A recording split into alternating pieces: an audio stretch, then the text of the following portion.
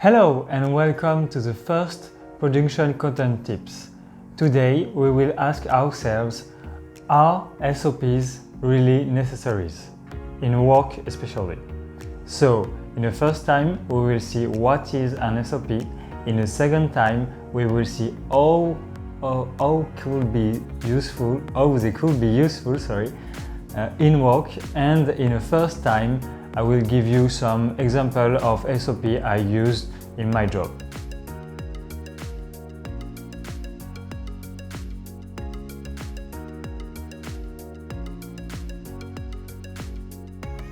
So what is an SOP?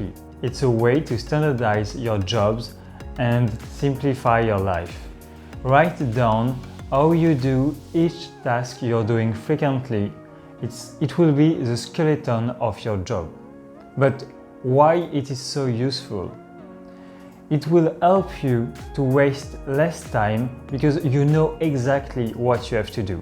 And for your manager or for your colleague, they will know exactly how you process, and they will help you in your job.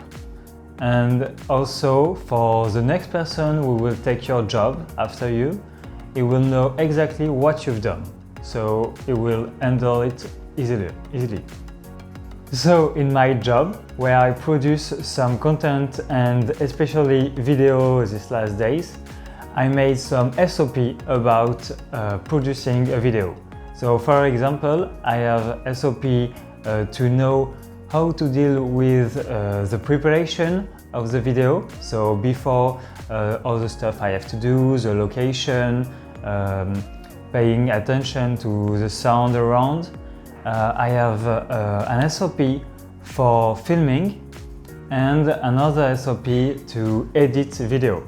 So it's just example, but like I did this every time in video, I decided to make an SOP for this. So thank you for listening and see you next week for new tips. Bye!